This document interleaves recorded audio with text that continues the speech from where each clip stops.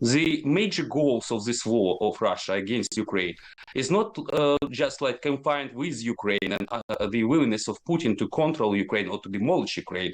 It's about the restoration of the Russian hegemony in Europe. This plan does not address these two things. The second thing, no go for Ukraine's territorial concessions and the Ukraine's security guarantees. And there is nothing that protects our red lines in here. No, we are not going to believe Russians that they are not going to invade us for the third time when they give us sort of a written assurances. It's not going to fly. Now, Donald Trump has said that his 28-point peace plan for Ukraine is not the final offer, suggesting there is room for it to be worked on at the hastily convened crisis talks in Geneva today. The plan has been criticised for overwhelmingly favouring Russia and forcing significant concessions from the Ukrainians. At the Halifax International Security Forum in Washington, D.C., the independent Senator Angus King suggested why the plan is so good for Russia.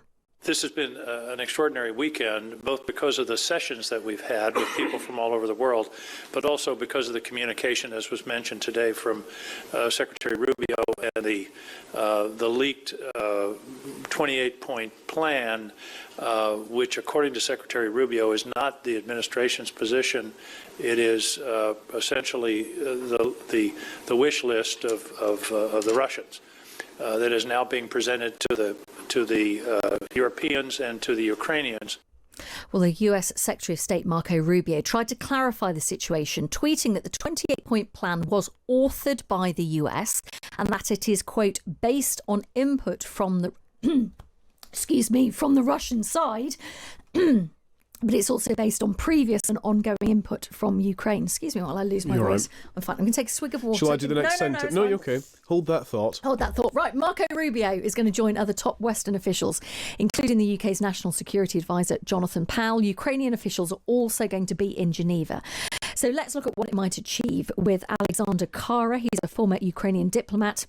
He's also Executive Director of the Centre for Defence Strategies in Kyiv. Morning to you. Good morning. What do you make of this? Well, discussion in Washington is probably the best way of putting it, that this is essentially just a Russian plan that was lifted by the US, albeit obviously being denied by the US Secretary of State now. What do you make of that? Well, first of all, I joined the Foreign Service as US and Canada desk officer 25 years ago. And it's pity for me to see how once powerful diplomacy fell so low to be a buffonade. We don't know whether this leaked plan was ever seen by anyone from the State Department. But you just have a look at this text. It clearly was written in Russian and badly translated into English. And I haven't seen any input from the American side, besides that the Americans would benefit from giving so-called guarantees to Ukraine. And there is a financial incentive the Russians try to install in this plan. But in general, this plan goes against the long-standing policies of the United States, not just of the Trump administration himself. And I'm talking about the Pompeo declarations that didn't recognize the illegal annexation of Crimea. It's a Wallace declaration of 1940s, where the United States didn't recognize the illegal annexation of the Baltic states. And there are many things of that kind only Russians can put in one document. And only ignorant people with no diplomatic history and background like Steve Witkoff could have accepted it. I mean, I guess the point is Donald Trump is clearly trying to get a quick end to this. He's suffered a slight embarrassment on a personal front that he said he could end this war within 24 hours. And clearly we're so many months in and this hasn't happened. He's in a rush to do it. He has at least said overnight this is not a final offer to Ukraine. Certainly the Europeans seem to think that this is maybe a starting point or somewhere they can work from. Do you think that what is there now could in some way be tweaked and moved so that it could be acceptable to the Ukrainians? Could this be a starting point? Not at all. The only reason why Zelensky said that we are going to talk to Americans and try to add some objective points into this plan is that we don't want to lose Americans. We don't want them to be on the Russian side. We want them to be at least neutral. This is the only way why Ukraine and our partners decided to do just to, let's say, enhance or tune this plan. But in reality, it's not going to fly for several reasons. The major goals of this war of Russia against Ukraine is not just like confined with Ukraine and the willingness of Putin to control Ukraine or to demolish Ukraine. It's about the restoration of the Russian hegemony in Europe. This plan does not address these two things. The second thing, no go for Ukraine's territorial concessions and the Ukraine's security guarantees. And there is nothing that protects our red lines in here. No, we are not going to believe Russians that they are not going to invade us for the third time when they give us sort of a written assurances. It's not going to fly. They want us to refuse our major goal to join the NATO. I understand it's not in the cards now, but we as a nation have a sovereign right to choose alliance to be with. And the Russians want to cut our armed forces by 70%. No, not 50, not half, as it's stated in the media, but much more. And they want us to limit our ability to defend ourselves with means like long-range missiles and others. And it's funny, they want just to limit the ability of NATO to operate on the European continent, because they want to keep Poland as a major place for NATO troops and equipment, not other countries. Yeah. So it's just ridiculous. There is nothing we can advance or just amend something that would serve interest not just of Ukraine, but to Europe in general. This is difficult, isn't it, for President Zelensky, because he obviously doesn't want to get himself in a situation where he upsets Donald Trump. Possibly the Americans say, we're going to walk away. No one wants to see this kind of scenes that we saw in the Oval Office back in February.